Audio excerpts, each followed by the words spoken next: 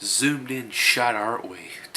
Look how close this fucking shit is. What up, everybody? STS here. Welcome to another simple review. I don't like that. Okay, it's better. Yeah, welcome to another simple review. And we're back again. This was I'm back from my grandmother's house. Yes. I only went to visit, which was not the. I wanted to stay, but I had to take my sister to work in the morning, and I didn't really want to wake up early in the morning to leave. But I did go borrow a movie, and then took it back. And it's the first time ever I went to the Anderson's library and borrowed one thing. And the thing is, I wanted to get a movie. I did bring two movies with me, but I didn't care for it. I wanted to see something else, but I did get a movie. And then I was going to get some more movies, but because next week I might be going to Indiana Beach, maybe. But now that plan's out of the window.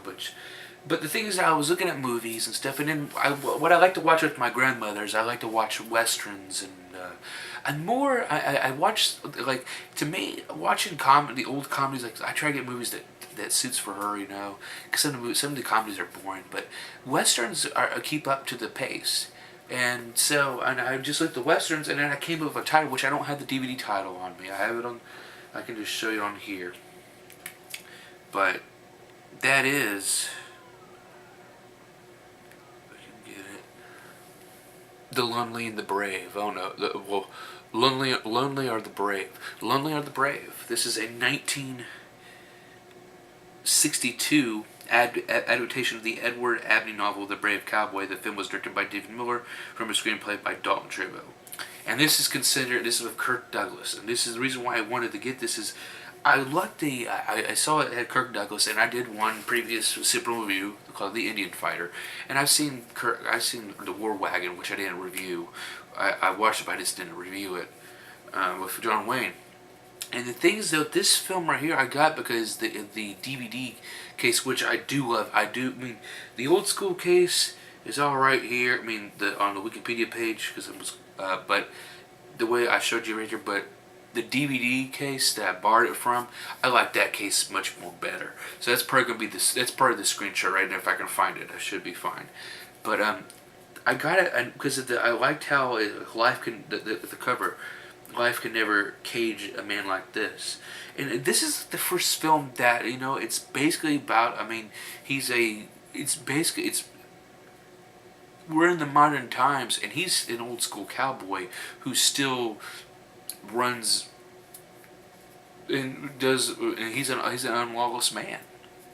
And I looked at the back, and he does this shit, which I'll talk about. Like, well, it says in the back, he from running from the wall because he tries to help his friend, and then he breaks out.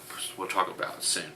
I like the back of the synopsis, and I thought, this is probably very good. Now, earlier today, I've been kind of sleepy, and I've not been feeling well. I did kind of sleep in this, but the thing is that this movie did keep me interested. The fucking story is fucking amazing, and we're just gonna go off from a spoiler here because right now, I love this fucking film.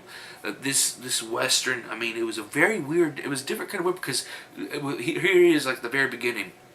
He's in his horse whiskey, his girl horse whiskey, and he's a loner. That's the only thing he's got is his horse. And he goes through the city and the interstate or these country roads or whatever, and the cars. And I was like, like in comedies and dramas and like comedies and stuff. But the western, I never saw that like in a western film because it was in the western category. But this was more action. It wasn't not really a western, but it was western / drama. But I like Kirk Douglas. Kirk Douglas does a fucking fantastic job, and he plays this loner type guy. And the thing is, he goes to town, and he finds out his this chick. What's her name? Judy or.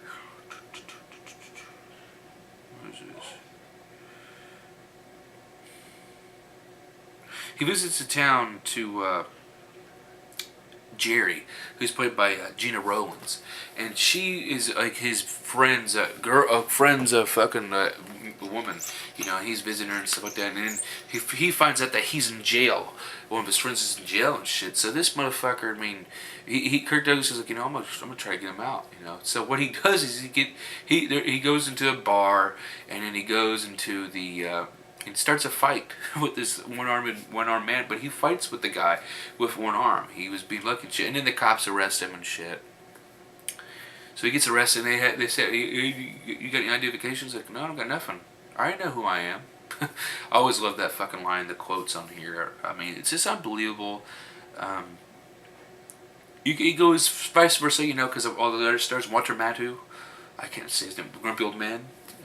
Odd Couple. He did a very good job as the tweener. I would say tweener detective. Basically, this Walter Matthau is so badass, but in the way he talks, like he always when he looks at the scene with the dog, like, oh, that dog's there goes that dog again. He's just looking in the window, or he's talking to Maury, his assistant or his deputy or whatever. Let's see his name. Yeah, no, his name was Maury. Never mind. But he just plays out an awesome detective, but sheriff. It's who does sheriff, and his deputy or whatever. I love the scenes with him and stuff, and he really sympathizes with Kirk Douglas's character, John Burns. And you see, there's with George Kennedy, he plays one of the dickhead fucking jailers, and then he meets his friend, and it says, you know, we're gonna break out of here, and then this guy's like, you know, I don't want to do this life, you know, I got my wife and my kid that I'm waiting for. I'm waiting for them. You know, I love them. That's what I'm trying to do. I'm trying to do my time and do that. So Burns goes, he gets out himself, and he leaves, and he just gets the fuck out of there, and then Carol Connor's in here. And the thing is, Carol Connor plays you see him throughout the movie. He was basically just a random, like, he's just a small part, but it leads to the very ending. He's just a truck driver doing some stuff, whatever, basically. I mean, so, yeah, he's made for he's basically, he don't have a story, he's just him doing his job for the bathroom fixtures or something like that, wherever it is.